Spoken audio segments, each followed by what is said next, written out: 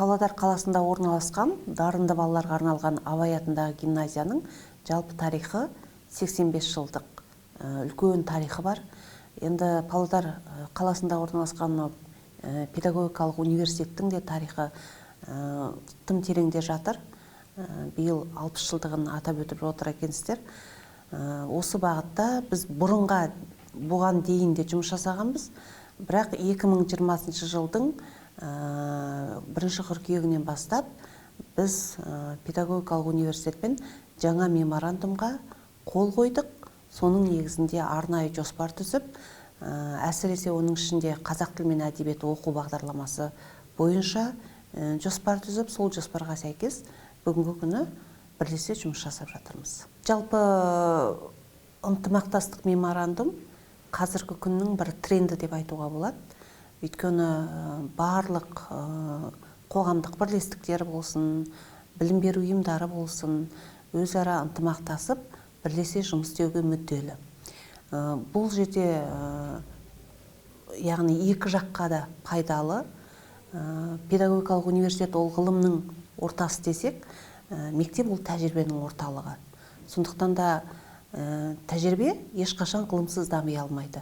Осы тұрғыдан алып қарағанда, ол бізге де пайдалы, және педагогикалық университетке де пайдалы екенін айта кеткіміз келеді. Ең алдымен біз әсіресе қазақ тілі мен әдебиетін оқыту мәселелері бойынша осы педагогикалық университеттің ғалымдарымен қоян-қолтық тығыз жұмыс жасаймыз. Ол кісілердің дәрістерін тыңдайды біздің мектептің оқушылары.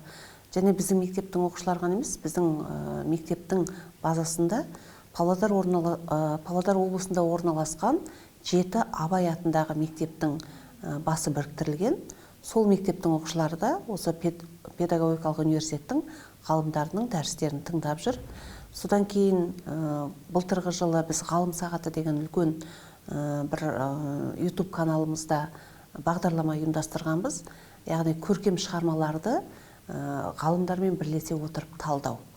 Өйткені қазіргі уақытта сөзін шын айту керек, көркем шығарманы бұрынғыдай көркем лингвистикалық, әдеби, теориялық талдау қазір бір қалыс кетіп бара жатқан сияқты. Осы тұрғыдан алғанда біз міндетті түрде ғылымға жүгінеміз. Сол себепті де ол да пайдалы болды. Қазір біздің 11-ші сыныптарда, мысалға біз былтыр филология ғылымдарының кандидаты Майгүл Еренғайып қызымен Оралхан Бөкейдің атау кересін талдаған болатынбыз. Биыл 11-ші сыныптар осы Оралхан Бөкейдің атау кересін өткенде, сол біздің контентімізге жүгініп, сонда айтылған мәселелерді сыныптың ортасына шығарып, талқылап, өздерінің пікірлерін білдіріп жатты. Яғни, оның да біз үшін пайдалы екендігін көріп отырмыз.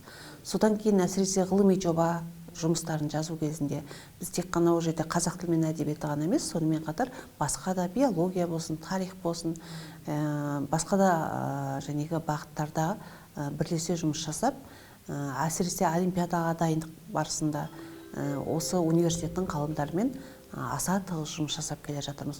Оның бүгін біз үшін бергені бар, беретіні одан да көп деп ойлаймын. Әрине, ұлт болам десең, ол ең алдымен оқыту мен тәрбиенің тетігін түзеу керек.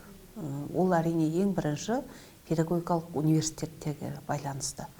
Осы уақытта кадр дайындау мәселесі аса өткір. Бұрынғы уақыттарда осыдан бір 10-20 жыл бұрын білесіздер, біздің педагогикалық кадрлардың сапасы да, саны да күрт азайып, төмендеп кеткен жағдай болған. Қазіргі кезде осы пед университетті бітіріп келіп жатқан түлектерді біз мектепте жұмыс жасап жатыр. Бұрынғы жылдармен салыстырғанда анағұрлым дайындықтары жақсы. Теориялық тұрғыда болсын, тәжірибелік тұрғыда да хабарлары бар. Қазір мектепте әсіресе практика өте жақсы өтеді. Осыған байланысты қазір біздің мектепте көп пән бойынша осы педуниверситеттің, бірнеше пән бойынша педуниверситеттің студенттері бізде практикадан өтіп жатыр. Сондықтан да кадр дайындау мәселесі қашанда өзекті. Ол тұрғыда педуниверситеттің алатын орны ерекше деп айтқым келеді. Сосын соңғы уақытта біздің білім инновация лицейлерінің базасында Алтынсарин академиясы деген бір үлкен орталық жұмыс істей бастады. Бұл яғни осы университетте оқитын оқушыларға сол орталық өзі тәлімгерлік етіп, соларды шетелге шығарады, дайындығын бәрін күшейтеді, тағысын тағы. Осындай жұмыстарды пединститут қазірден бастап қолға алса деймін. Яғни пединститутқа келетін студенттерді мектептен анықтап алып, сол бағытта соларды мектептен өсіріп әкеп, дайындап, кейін өздеріне түсіріп, ары қарай одан да шыңдап дайындап, солай істесе, менің ойымша одан үлкен жақсы нәтиже болатын сияқты. Тағы да бір ерекше айта кеткім келеді. Осы педагогикалық университеттің басшылығы өткізіліп жатқан шараларында біздің әсіресе дарынды балаларға арналған Абай атындағы гимназиясын қалдырмай шақырып жүреді. Ол біз үшін қажет, өйткені ол дамудың бір жаңа мүмкіндігі деп қабылдаймыз, кез келген өтіп жатқан шараларды. Сондықтан да педагогикалық университеттің ұжымына, басшылығына және ғалымдар санатына біз шын көңілден осы мерейтойымен құттықтағымыз келеді. Педагогикалық университет ол ұлттың негізін қалыптастыратын негізгі университет. Сондықтан да бұл жерде ғылым, тәжірибе тоғысып жату керек деп ойлаймын. Сіздердің жұмыстарыңызға, қызметтеріңізге тек қана табыс тілеймін, еңбектеріңіз жансын. Сіздер оқытқан студенттер ертең елінің жақсы білім көкжиегін қалыптастыратын мамандар болып қалыптассын деймін.